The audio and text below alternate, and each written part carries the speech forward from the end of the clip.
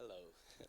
My name is Vadim. I'm Deputy CEO here in Innoполis, Special Economic Zone, and I'm happy to present our guest today, the founder of Rovio, the creator of Angry Birds, and an entrepreneur, IT entrepreneur, a role model for all of us, Peter Westerbaka.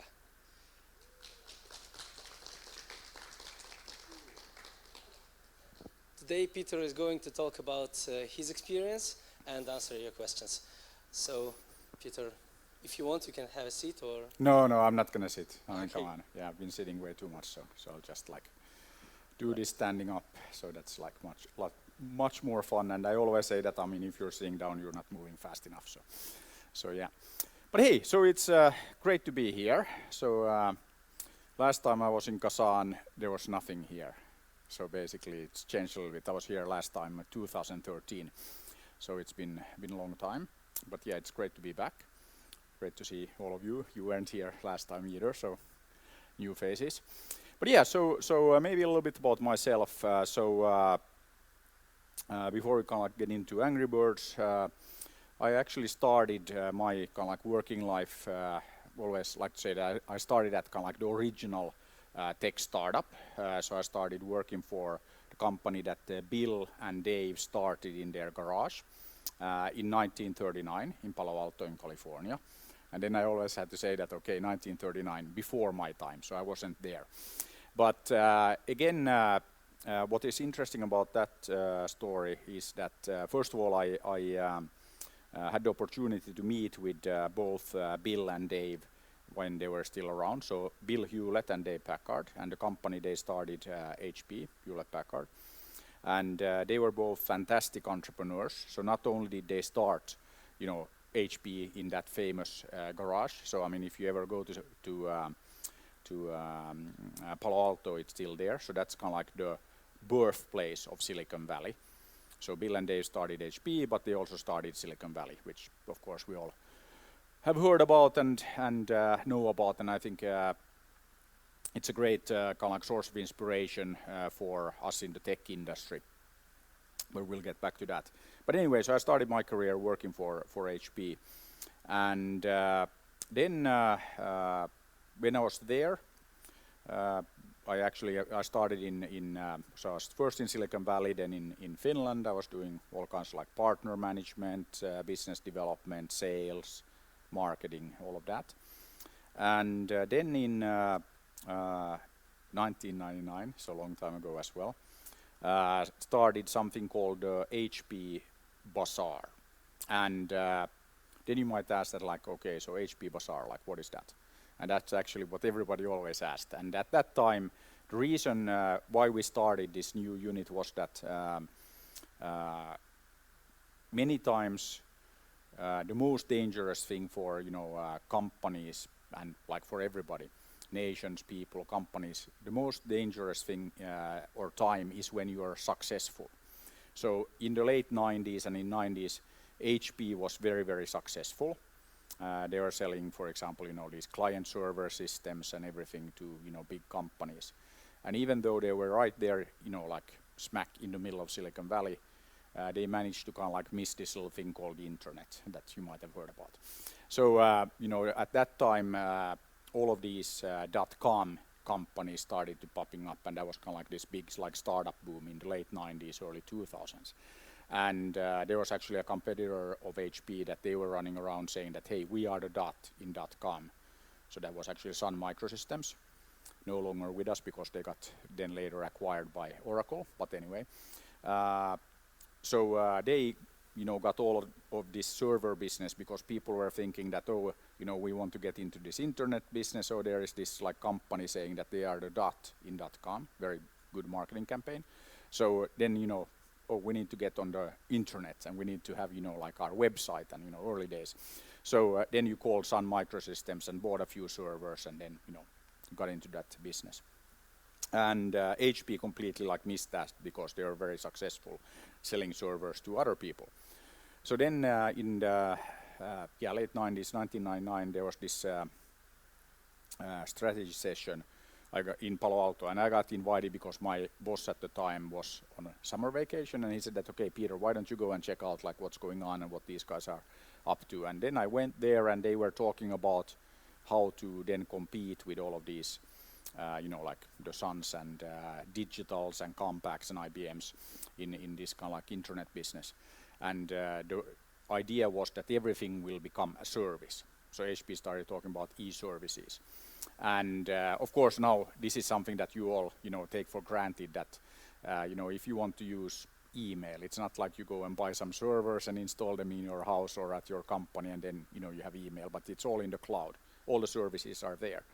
But then like for us slightly older people, it wasn't always like that. I mean, you used to have to buy your own infrastructure and stuff. So the HP guys were right that everything will become a service. So then as I was there and coming from Finland, I said that I totally agree, but I think that everything will become mobile. And this was like 1999, so many years before iPhone and Android and all of that. And even like then mobile phones were not that common in the US. So I was told that Peter, maybe in Finland you need like mobile phones, but here in the US we don't need that because there are pay phones everywhere, these pay phone booths. And of course now we laugh at this kind of like comment that like we don't need mobile phones because we have pay phones, because I mean like, hey, come on, of course you need a phone. But anyway, so then they told me that, okay, that if you believe in that mobile thing, why don't you take care of that? That's okay, fine. And then we actually started this HP Bazaar. Actually was the HP Mobile e-services Bazaar, but that's like a bit long, so HP Bazaar. And everybody else was doing these competence centers and excellence centers and you name it, like these super boring corporate like things. And we were kind of like doing the same with the Bazaar program. It was actually like a way for us to attract startups to work with HP. So back in those days, there are a lot of companies who are then starting to do some of these early mobile services, like ringtones. So you might remember that that was like a big thing. It actually became like a multi-billion-dollar business.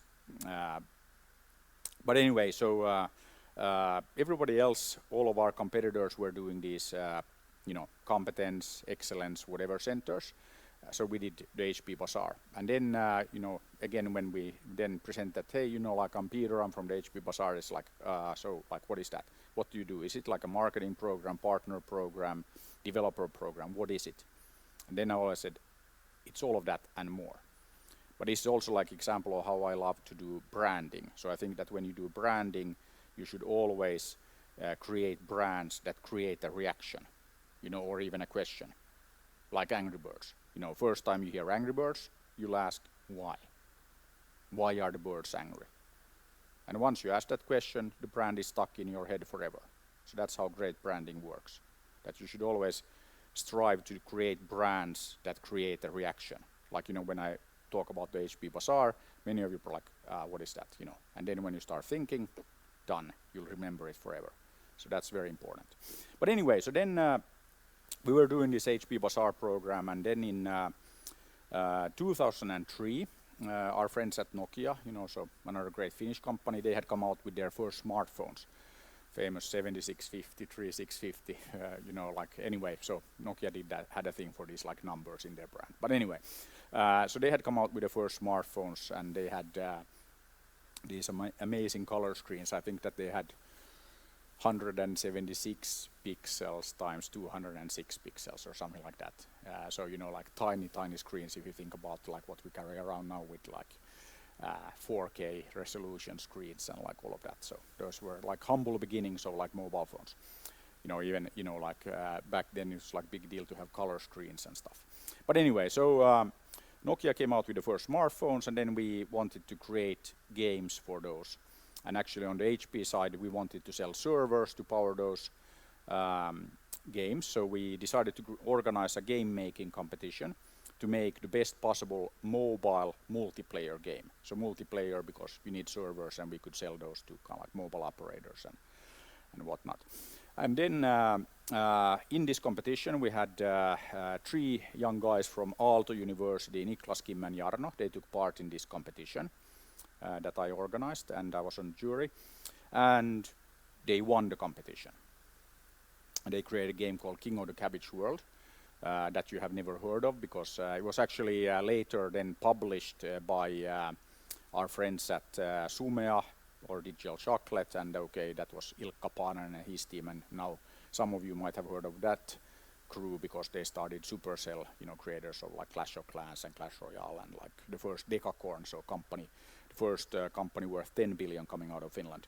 But anyway, then 2003, Niklas, Kim and Jarno, they won this competition by creating this this game, and then they came to me after winning the competition and said that, okay, Peter, we're students here at Aalto, and we won this competition. What should we do?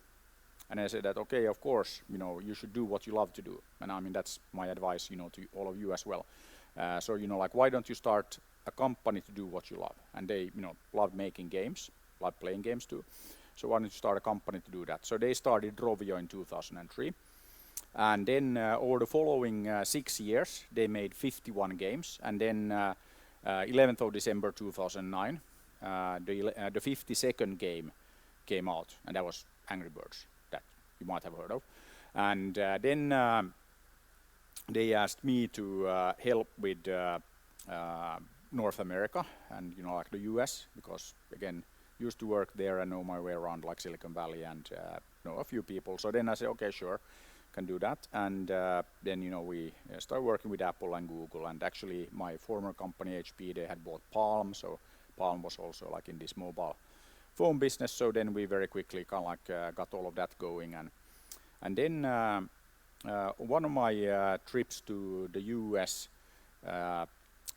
I was at this, I think it was like a VentureBeat like event. I was in a panel discussion, and then after the panel, then there's like some guy who came up to me, and said that you're from Rovio, right? And I said, yeah. And then like, okay, so could I have my picture taken with you? I was like, we're here in San Francisco, and like, this is weird. Why would anybody want to take picture with me? That's like, okay, but sure.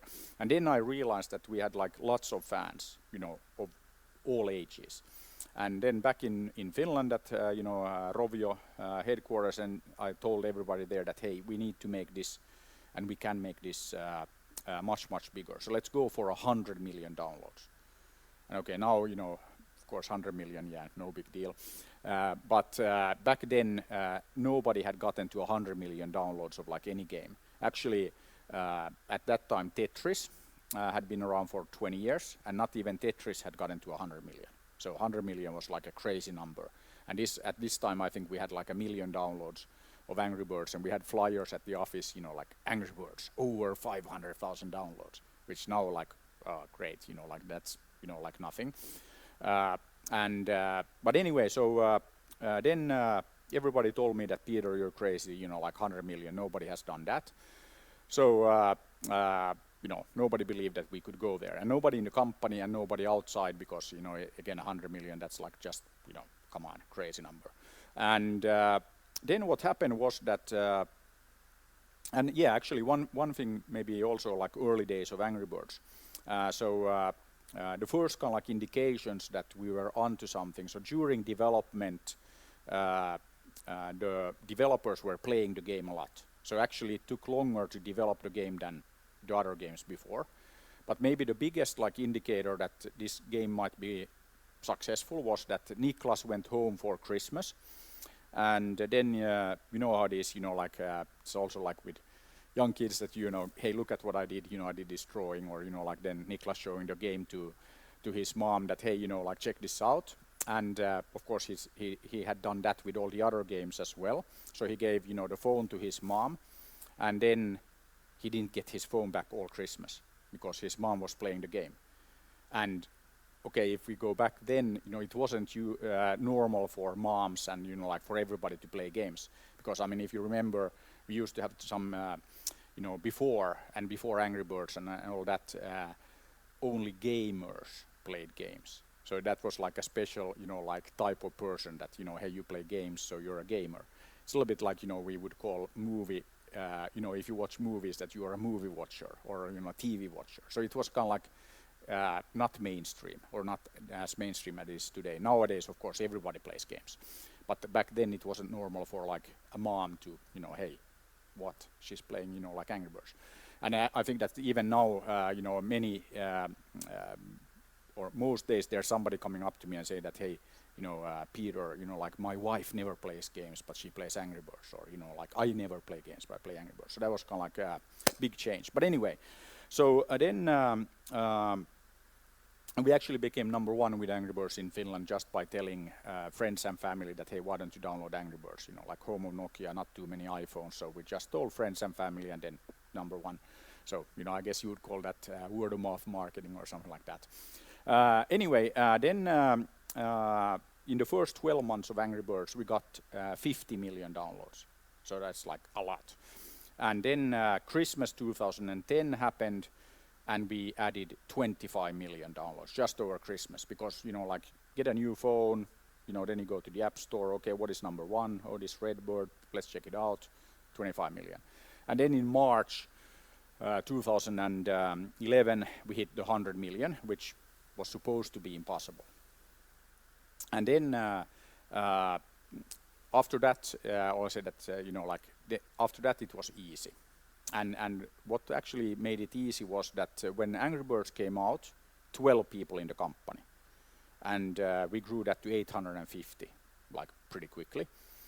And when you asked, the new people at Rovio, that like, what do you do at the company?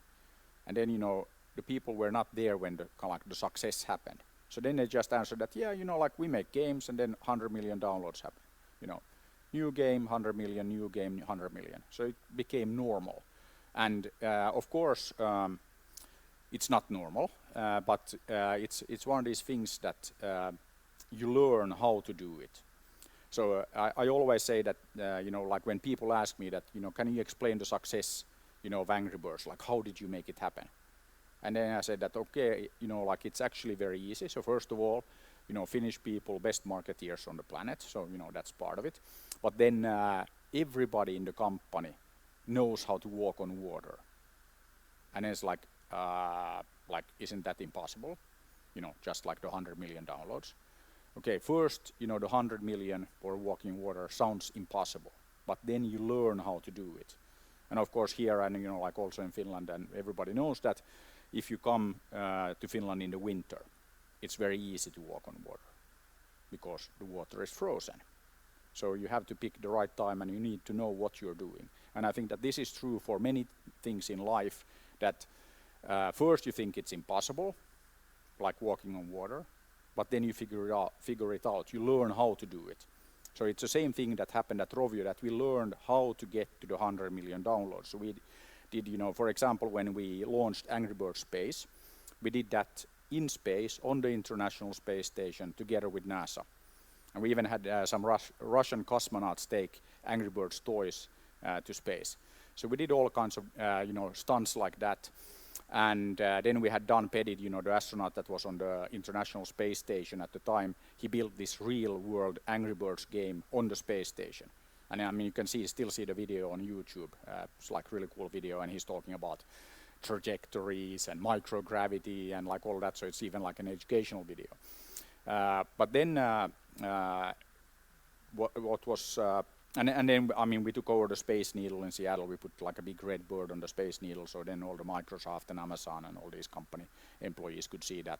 So we did all kinds of marketing stunts and all kinds of like things to always like then get to the 100 million downloads for like the new games. So this is again that we learn how to do it. So it's not easy, but again, for everybody at the company, it seemed easy because we had learned how to do it. So again, like when you know how to walk on water, it's easy. But if you don't know, yeah, good luck with that. So I think this is something that is very important, and also that you can learn to do like pretty much anything. There are like very few things out there that are actually impossible. So I think it's very, very important to have that kind of like attitude and ambition that, like just go out there and do it.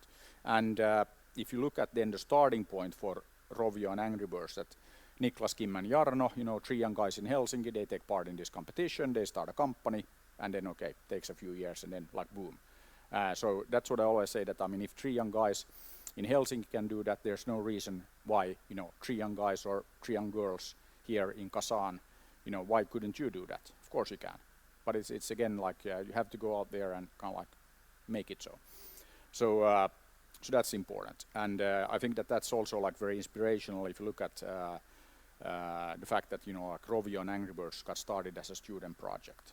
So that's kind of like how it happened. But anyway, so then from the beginning we had decided that we are in the business of taking Angry Birds everywhere. So basically, let's create a hit game. So let's keep creating games until we have a hit, and then we take it everywhere. So of course all screens, so basically of course like the iPhones and Androids and like all of that, and TVs and all screens, but also make the brand available like everywhere in all forms and shapes.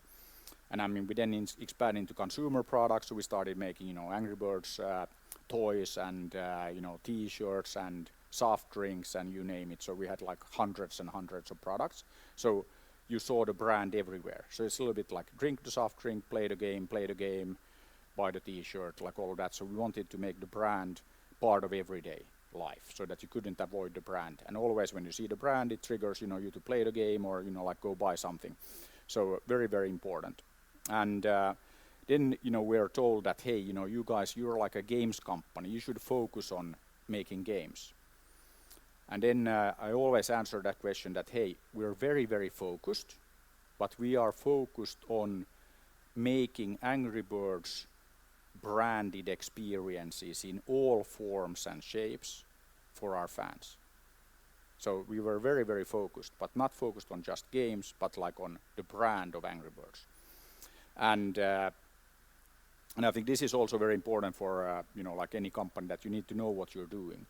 So yes, we were a games company, but actually we are much more than that. We're like a brand company and taking that brand everywhere.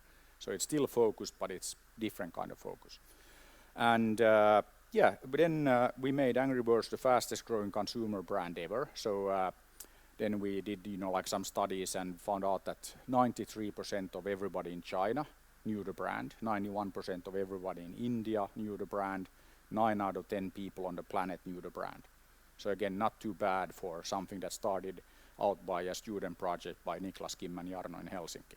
So again, no reason why not. And then 2016, we got the first movie out, and that became #1 in 52 countries, including here in Russia. And actually, there's also like funny story about like when we launched the movie. So I was actually in Beijing having dinner with Mr. Gao Shashun. Yeah, Mr. Gao, easier to pronounce. So he's basically chairman of Alibaba Music and famous like in China. He's like a singer and celebrity and actually lives in Beijing and LA. And then I was explaining to him that we're gonna premiere the movie on the 20th of May. And then Mr. Gao said that, hey Peter, like that's like super bad. Like all the big movies in the US come out like for the summer. So May is, like, it's still cold and, like why May? And here in China, you should have picked, like Children's Day in June. That's, like much, much better. And then I told Gao that, hey Gao, it's 5-0. Anybody know the significance of that? Anybody been to China? No? Yes, you know it? Okay, so you know but do you know the meaning of why 520, so 20th of May, why that was like perfect day to launch the movie? Okay, so in China they have this thing about numbers.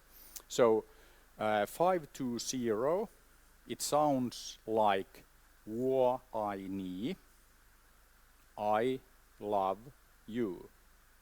And that's the kind of like unofficial Valentine's Day in China. So it's the perfect day to launch a movie. So then it became #1 in China, and we made like 100 million or something like that at the box office in China. So we picked like the perfect day. So then, Mr. Gao started laughing and like, okay, perfect, and like all of that. But I wanted to bring this up.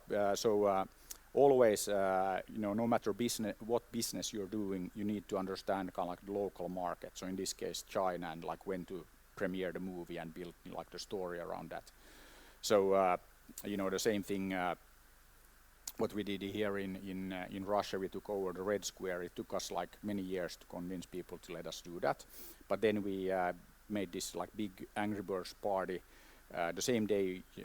I think that is it 6,000 or 600? 6,000, I guess, or many thousands of students. The best students when you graduate high school get invited to the Kremlin. So I don't know what it's called, but basically it's like on TV here and all of that. So we actually took over that whole event 2 years in a row, and we took over the whole Red Square, branded it Angry Birds, because again, Red Square, Red Bird, of course, we had to do that.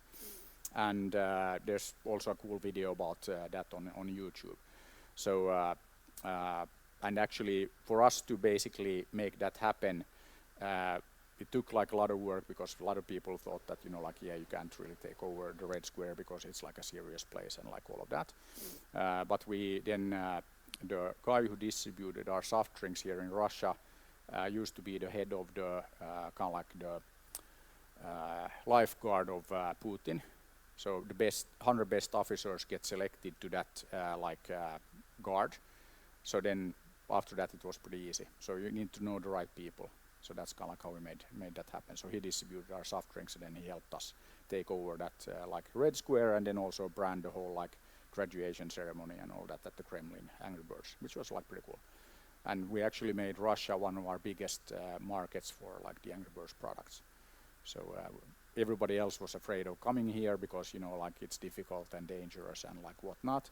So then we decided that we'll do again things differently from everybody else, and we came here and it was like not dangerous, and it was actually, even though like everybody was saying that it's the economy is not doing so well and all of that, but hey, people always want entertainment no matter what, and then I would say that it made it a bit easier for us, because everybody else, especially all these American companies, were afraid of coming to Russia. So then we were not afraid, and I don't know how many times I've been here, but it's like been to Kazan, this is now my 3rd time, and then of course Moscow and St. Pete's I've been like a few times. So yeah, bit of a Russia story there. Then after we got the movie out and we made that #1 in 52 countries, as I said, then thought it was like good time to kind of like do other things. So I had and have a good team at Rovio. So then I just announced that, okay, I'm gonna start building and doing bigger things. And then I was asked that, okay, Peter, what could be bigger than Angry Birds? I said, okay, there's like many things, but one of them is education. So now been working a lot on different startups and different services around education, starting with kind of like early years education, fun learning, so making games for like fun learning games, doing a lot in that area. Then another thing that I'm doing, I'm building a tunnel between Helsinki and Tallinn, so basically connecting the two capital cities. And the reason actually for doing that, the tunnel is like super not interesting, but it makes basically Helsinki and Tallinn one metropolitan area. But the reason for doing that, and actually it's a little bit related to what you are doing here at Innopolis, so we are working on increasing the talent density. So if you look at what is going on in kind of like our part of the world in Helsinki and Tallinn and what we call the finest Bay Area, so basically all of the kind of like activity around that little body of water, we have actually the most successful region anywhere on the planet when it comes to startup creation, unicorn creation. I mean, if you look at Estonia has less people than Kazan, so 1.3 million people. They have created 7 unicorn companies, starting with Skype, then or actually Playtech, Skype, Wise, formerly known as TransferWise, Pipedrive, Bolt. So not too bad for population 1.3 million to create 7 unicorn companies, and there are many, many more in the pipeline. And also, if you look at Finland, we created a few, MySQL that was sold to Sun Microsystems for $1 billion in 2008, was one of the first unicorns coming out of Finland. And then, of course, Rovio and Supercell and Small Giant Games, lots of unicorns in the gaming business. And our friends in Sweden have also been very successful with things like Spotify and Klarna and like many of these. So the finest Bay Area is the most successful area when it comes to kind of like startup creation and unicorn creation. So I was actually very happy when I was in Beijing before the pandemic, and then there was a professor from Tsinghua University who was talking about Chinese startup ecosystem, and in China they have more than 200 unicorns, so they're competing very efficiently with like Silicon Valley and like all of that. But if you do the math, they have 1.4 billion people in China, so it means that they need 7 million people to create one unicorn, and then our friends in Estonia less than 200,000. So that's like super impressive, meaning that actually if you want to be as good as Estonia, you should have 7 unicorns coming out of Kazan. So, you know, and why not? You know, I'm sure that you can come up with a few here in Innopolis alone. But yeah, so then the tunnel we're building actually just to create a bit more gravity, attract more talent to the finest Bay Area. So I'm working on attracting more university students to Finland, to Estonia, Sweden. So that's one thing that we're working on, and of course the thinking there goes that when we increase the talent density, we will see more startups, we will see more unicorns, we will see more success. So we're really starting with kind of like education, and then always say that, you know, who cares if you have the best education on the planet if you're not doing anything with that. So entrepreneurship, and entrepreneurs are people who actually do things. So it's very important that we foster this entrepreneurial like mindset from like early years education, like from kindergarten all the way through to university and life. And then, of course, we should make sure that we learn from the entertainment industry. So always talk about education, entrepreneurship, and entertainment. So we can learn a lot from how you know, games and entertainment in general can reach not just like a few million people, but hundreds of millions or even billions. So big believer in kind of combining all these like 3 E's, if you will, to create these transformational like experiences. So yeah, so that's kind of like what keeps me busy nowadays. And then yeah, and also like on this entrepreneurial side, I started together with a few friends Slush in 2008. So that's now the biggest startup event on the planet, and it also takes place this year in Helsinki, 1st and 2nd of December. And how many here have heard about Slush? 1, 2, 3, 4. No, not too many. But yeah, so Slush actually, so it's like this thing here. So yeah, so Slush, we actually had to do Slush because in 2007 I did a talk to 600 students at Aalto University about entrepreneurship. And then I asked the students that, okay, how many of you want to start a company or join a startup once you graduate or even before? Actually, how many here want to start a company? Nobody? Yeah? Okay, good. Very good. Yeah, so when I asked 600 students in Helsinki in 2007, you know, 600 of our best students, only 3 raised their hands. So it's like complete disaster. Everybody just wanted to go and work for Nokia or Wärtsilä or Kone or, you know, like Finnair or I don't know, the government. So one of the big corporations in Finland. And there's nothing wrong with going to work for like a big corporation, but if everybody wants to do that, then it's all about maintaining the status quo. And we need to have people who will, you know, go out there, build new companies and change the world. I mean, that's what, like if you ask any entrepreneur what they want to do, they want to change the world. And the best way to do that is, you know, through building businesses and doing new companies.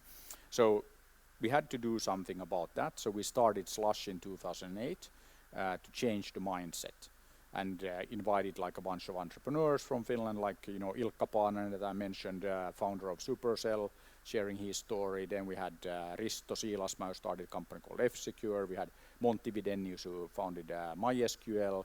We had Ilja Laurs, who started a company called GetJar in Vilnius in Lithuania. We had Sampo Karjalainen, who started Sulake, Habbo Hotel, and so on. And then 5 years after starting Slush, went back to Aalto University, same talk, same question, and more than half the hands went up. So we did this like massive cultural revolution in just like 5 years. So that's why we started Slush. But then you might ask, like, so why is Slush called Slush? And that's actually because wherever I go, typically I'm told that, you know, Peter, Beijing will be the Silicon Valley of China. Following day you go to Hangzhou and you'll hear that Hangzhou will be the Silicon Valley of China. So that's like home of Alibaba.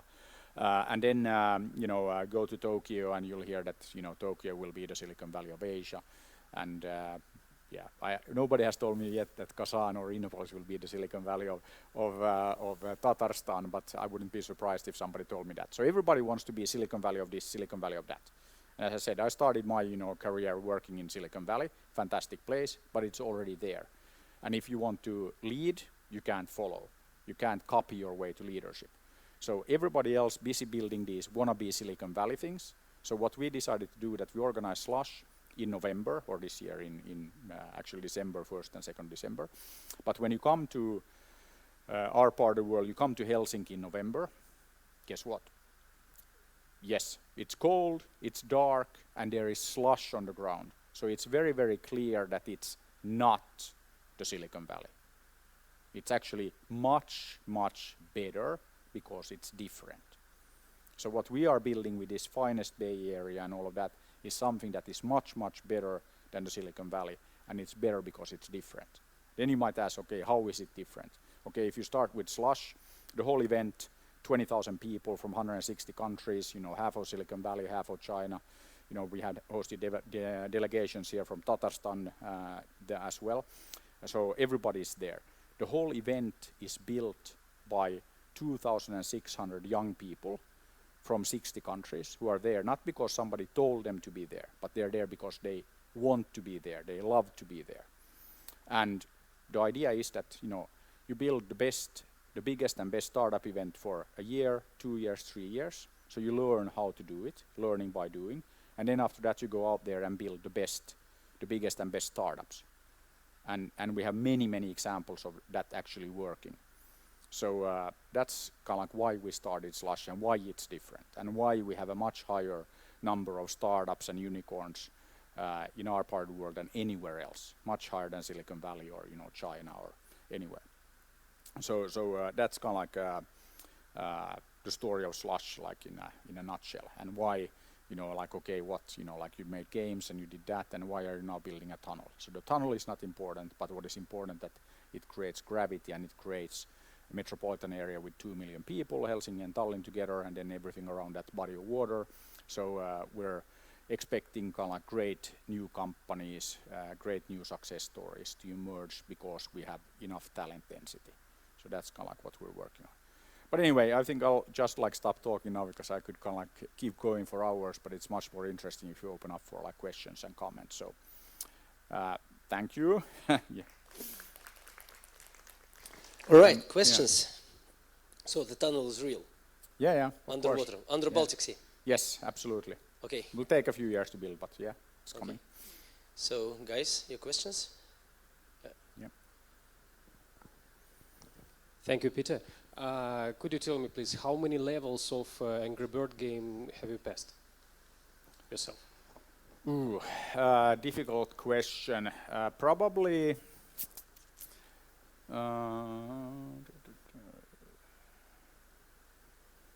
I think that there were in the classic Angry Birds games, so we had Angry Birds Seasons, Rio, Space, and Star Wars 2, and so on, Angry Birds 2. Probably somewhere between 1,000 and 2,000 levels. I don't think I can somewhere, something like that. So quite a few. Yeah. Thank you, Peter, for the conversation. But can you please answer the one question? How did you deal with pirate products when the rover came out on the whole world and created T-shirts, cups, and I think there were many faces that created the pirate products. Yes. And it was still in your profit. How did you deal with that? Thank you. Yeah, but I always said that if you look at what we had, for example, in China, that Angry Birds was kind of by far the most pirated, most copied brand, of any brand. Everywhere where you went, you could see pirated Angry Birds products. I even went to a TechCrunch event and I bought some Angry Birds balloons and took them there to kind of to the stage when I had my presentation. And I got asked kind of like exact same question. And then I said that actually, you know, the way I look at it is that if you are the most copied brand, it means that people care about your brand. Actually, it also means that you are the most loved brand. So, and then if you ask the Rovio guys today, and you know, if I look around here, like not too many, okay, there's like some Angry Birds there, but you know, like, and I was always saying that I would be much more concerned if nobody copied us, because then it means that nobody cares. So I think that you should be super happy if you have a problem with people copying you and pirating your products. Then it means that there is a market and people actually love your brand. Of course, then having said that, as a brand owner, what you always need to worry about is then kind of like the quality. So I think that we were, of course, going after people making pirated products, especially like we had products in, I think, like in the Indonesian market where, you know, we had like cups that, you know, coffee cups and all that had like lead. So it's like dangerous, bad for your health. So we can't, of course, as a brand owner, let people create dangerous products. You know, so that's kind of like one thing. But yeah, I think overall it's a much bigger problem for any brand if nobody copies you than if somebody copies you. So it's kind of like a good problem to have if you're being pirated. But of course, I mean, it's still a problem, but it's a better problem than not being copied at all. Okay, next question. Before your question, I have another one. Why the birds are angry? Yeah, so I mean that's also part of kind of like how you make like great brands. That it needs to be a simple story. And okay, when you hear, as I said before, you hear the brand first, you know, the name Angry Birds. Then you start thinking like, okay, why? And then it's actually very easy to answer that you have birds, eggs, pig stealing eggs, Angry Birds. That's it. As simple as that. Of course, you get angry when you have pigs stealing your eggs. And that's also like, you know, like the core of like the Angry Birds like story. And then, of course, we built out the world, and I mean, now we have the 2 movies, and you have like the animated series, actually several of them and all of that, so there's like more to it. But at the core, it's always about the birds, eggs, pig stealing eggs, Angry Birds. And then you can do like endless variations of that. So that's like always with great stories that they need to be simple, and this is also part of this that, you know, like then it's easy for you to communicate that to your friends. So I always ask when I talk to startups, you know, not only in games but in any area, that what can I tell my friends about you? And you should always ask yourselves that you know, like how do you make it easy, no matter what you do, what company, what you're building, that what can people tell their friends about what you're doing. So you need to really think about that. But yeah. Okay, thank you. Hello, thank you for your space. So I want to know that how the marketing of the Angry Birds works. So it is digital marketing, which is a kind of social media is helpful, or various product like cup or t-shirt will helpful. Or another thing that might be helpful, that when there is Angry Bird actually launched first few years, there is a top trending. When you have Apple App Store or Android Store, okay, number one trending is Angry Bird. So people actually download over there. So which actually process is more helpful for download the product? You mean okay, which process, like the App Store? Process, like the trending process or the digital marketing, like okay, yeah, but and the product base. Yeah. So I think that first of all, what I always tell people in games, but you can apply it to kind of like any industry, that if you're serious about making games, you need to be serious about marketing and branding. So nowadays, you know, you have hundreds of new games coming out to the App Store every day. So again, it's very important that you stand out. So how is your game, how is your product different from everybody else? And this is, like if you walk into kind of like local supermarket or any market, there is an abundance of products. So it's always, how do you stand out from like all the other people in that particular category? So I think that is a very important starting point. So doing things differently. Like a little bit like this Slush story, that everybody else doing these wannabe Silicon Valley events, so we do Slush, not a wannabe event. We actually want to be better and not the same. So then of course you win. And I think that that is one thing. And with Angry Birds also, like the brand, it's already that like, okay, why? So you have to think about that. So basically making the great product is in any market nowadays is only like half the battle. After that you have to think about the go-to-market, the marketing, and I don't think that there are any products that can like sell themselves. I mean, that's, you really always have to think about how you make people aware of what you are doing. I mean, it's again, if you make the best game ever, if nobody knows about it, who cares? So it's very important.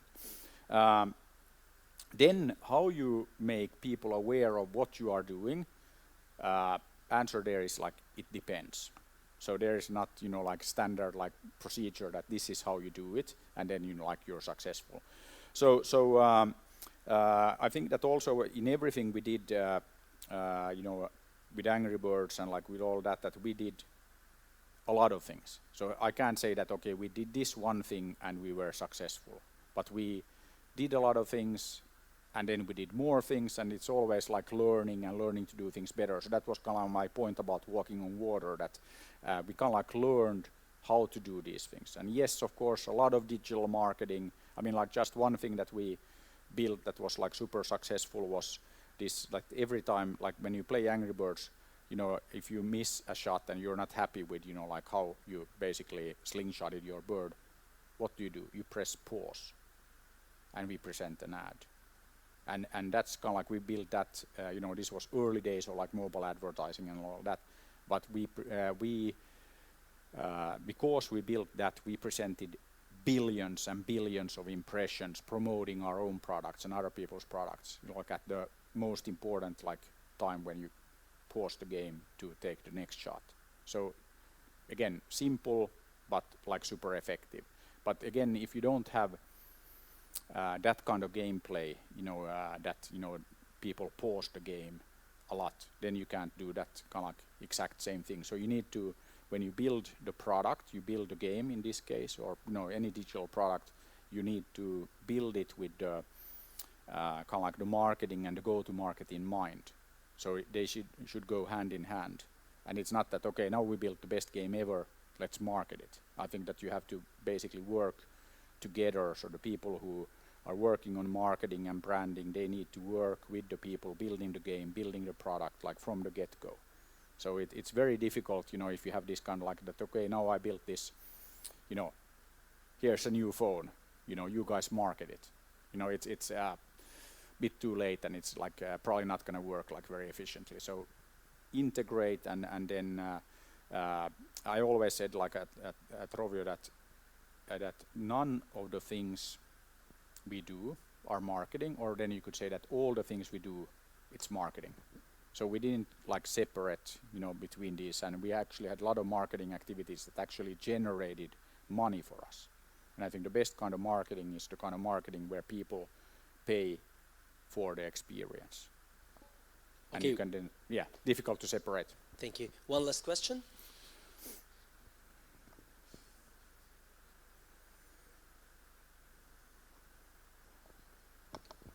Well, thank you very much for your speech.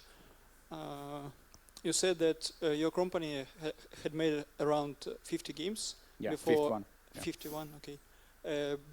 Before Angry Birds came out and skyrocketed. So what do you think other games lacked that Angry Birds got to become so successful? But I would say that it's not like all the other games were not successful. But I think that there are many things, like, for example, started making games in 2003, before iPhone, before Android, before the App Store. So the market also changed. That it used to be that you had to be good friends with, like the Nokias, the operators, all of these guys to even get distribution.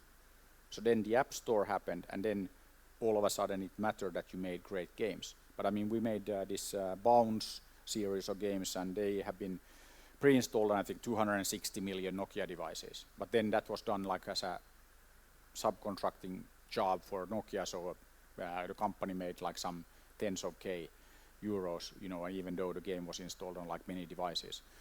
But then the App Store, changed the dynamics of the whole market. So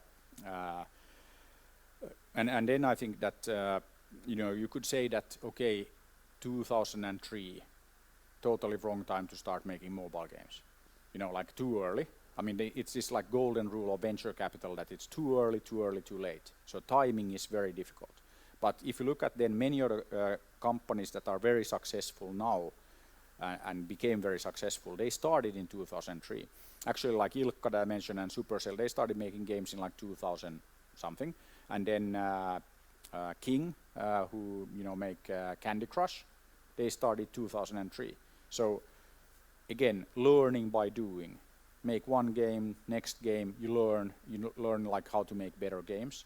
So I think that by making a lot of games before Angry Birds, then you learn how to make good games and like better. And I think that is true for like anything, that of course if you do more games, you will get better at it. And it's a little bit like with, people always say that, good athletes are lucky. But I always say that, and good athletes are probably lucky because they train a lot. So you make your own luck.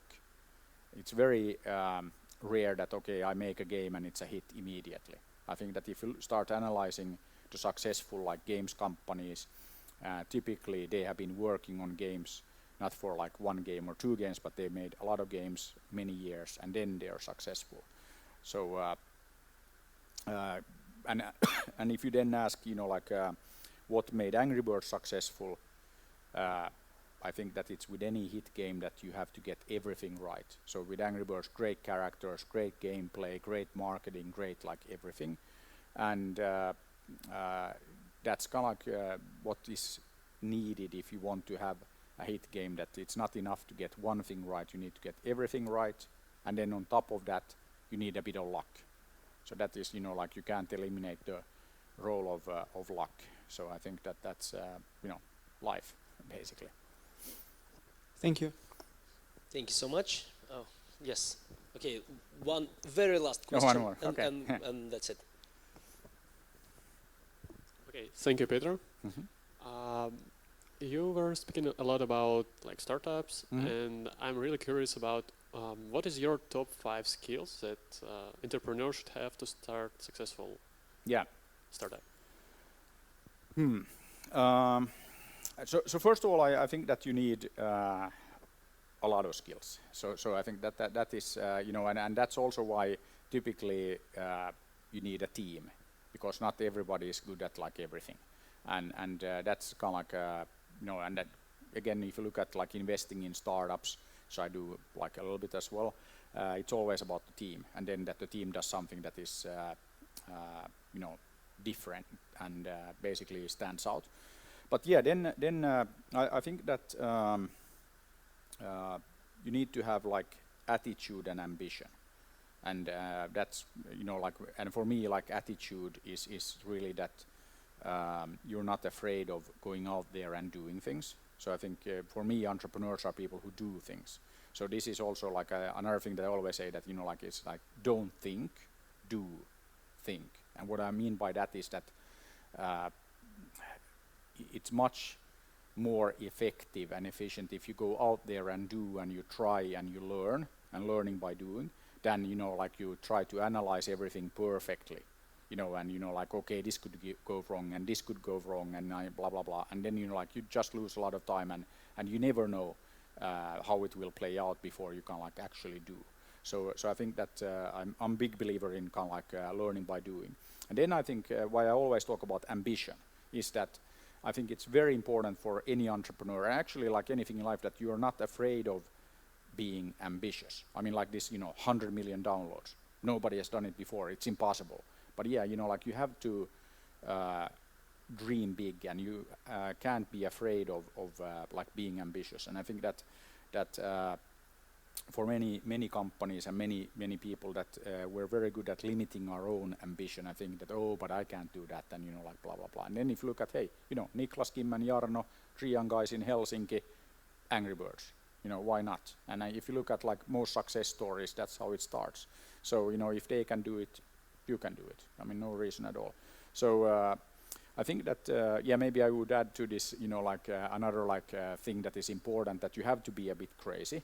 So you have to kind of like believe that you can do like anything, and that's also again like entrepreneurs have to have that, and then you also have to believe that like eventually you will be successful, because I mean like then, hey, I already made 30 games and this is not going anywhere, that like let's just give up. But then maybe the 52nd game will be, of course, hopefully it doesn't always take that many tries and all of that, but I think that you have to be persistent, and you have to have kind of like character that you don't easily give up, that you just like keep banging your head against the wall until you find a door or break the wall.